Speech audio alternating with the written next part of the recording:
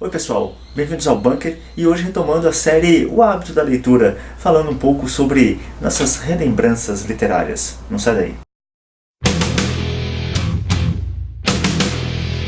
Pois bem, a ideia desse programa surgiu aí de um bate-papo no Twitter com o camarada Jeffs e uma dúvida que surgiu ali numa discussão sobre Dostoiévski, que era o seguinte: um cara comentou com o Jeffs que ele tinha lido Dostoiévski, mas que ele não lembrava nada do livro, assim, não lembrava nada assim, do que ele tinha lido, dos acontecimentos, da história, tudo, e perguntando por que disso e como fazer para de repente relembrar nossas leituras. E aí surgiu a ideia do vídeo, deu uma resposta lá, mas achei interessante também fazer um vídeo, então está aí, vamos ver o que a gente consegue tirar desta pequena reflexão. E muita gente, quando vai ler um livro, anota no livro, eu mesmo anoto no livro, marco, tem gente que faz fichinha técnica e tudo, e escreve umas resenhas bem pessoais, e mesmo assim passa-se um tempo, um ano, 2, 10, e você não lembra absolutamente nada daquela história mais.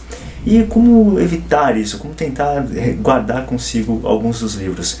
E aí eu vou falar da minha própria experiência, que a meu ver é a que mais funciona, que é justamente falar sobre os livros, falar sobre os personagens, falar sobre a história, e não no sentido de querer dar grandes significados, fazer grandes interpretações, ou buscar toda a simbologia e toda envolvida no livro, algo do gênero. Eu estou falando simplesmente de conversar sobre os livros, de trocar ideias com as pessoas, de transformar o livro em algo cotidiano. Porque isso é muito engraçado, se você parar para pensar um pouquinho, a gente termina lembrando muito, sei lá, de uma partida de futebol que aconteceu há 20 anos atrás, e de uma novela que passou também, sei lá, quanto tempo atrás, você lembra das coisas. E por que isso? Porque justamente as pessoas falam o tempo inteiro sobre essas coisas umas com as outras. E esse diálogo, essa conversa, esse bate-papo cotidiano, dificilmente envolve livros, ainda mais em nosso Brasil varonil. E talvez uma das grandes razões para isso seja essa ideia muito disseminada hoje em dia de que a leitura é um hábito solitário. Realmente, eu concordo que o livro é um diálogo entre você e o autor, é uma coisa que normalmente você faz sozinho, você faz a sua leitura em privado, na sua casa, em algum lugar, mas é você com o livro. Concordo que existe esse aspecto do hábito solitário da leitura. Mas esse aspecto solitário da leitura, e aí me desculpem os especialistas se eu estiver falando uma imensa bobagem aqui, mas eu acho que ele é um tanto quanto duvidoso, ou pelo menos não é bem assim, ou não foi bem assim na história da humanidade. Porque se a gente lembrar bem, a própria origem da literatura, nas suas raízes, a origem da cultura, ela é uma origem oral.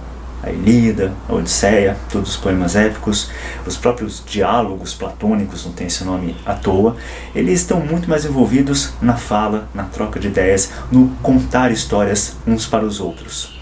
E acredito que essa ideia do leitor solitário surge um pouco aí na época romântica, quando também você começa a ter esse autor demiurgo, né? O autor que nasce do nada e é um gênio e tudo. Então, ao meu ver, essa ideia romântica de você ter um autor genial vai fazer surgir esta necessidade de você ter também um leitor ideal, um leitor tão genial quanto o seu autor. E a meu ver, é justamente essa ideia romântica de um autor ideal e de um leitor ideal que compromete a nossa integração, a nossa relação com a leitura. E com, obviamente, essa questão que eu estou falando de você lembrar ou não dos livros que você lê. E para contrapor essa ideia, é justamente que eu quero resgatar essa noção da leitura comunal, da leitura comunitária.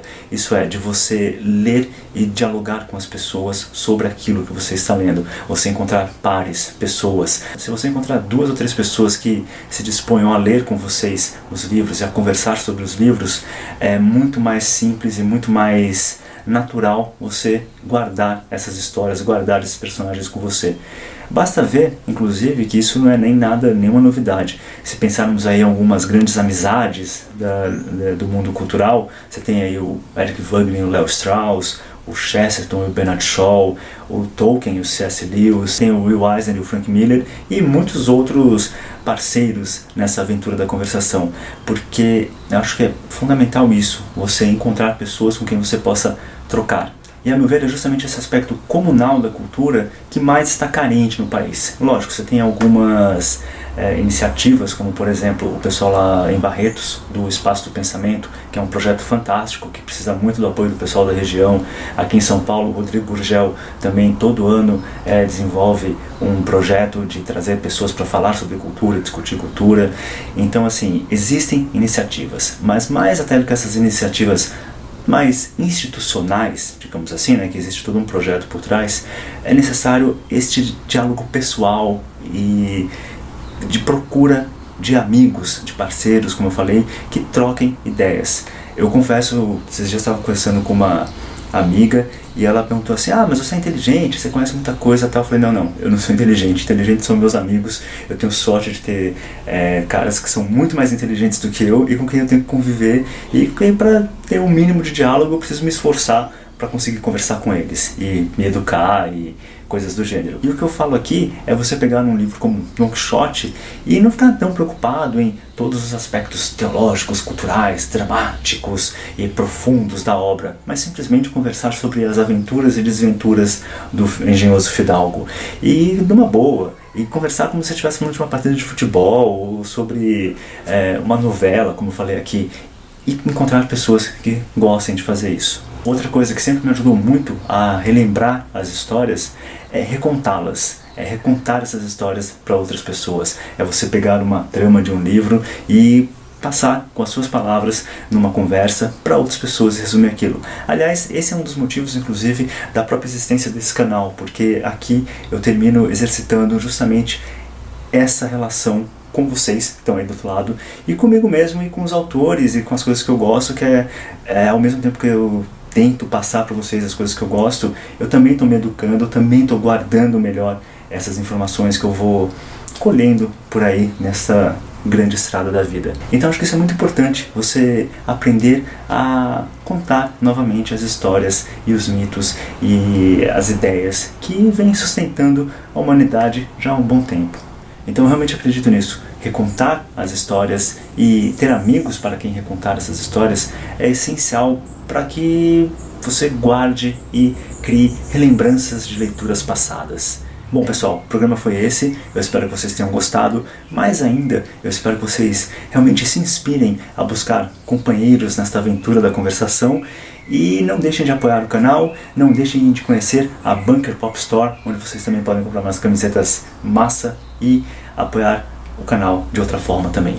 É isso aí pessoal, até a próxima, tchau tchau.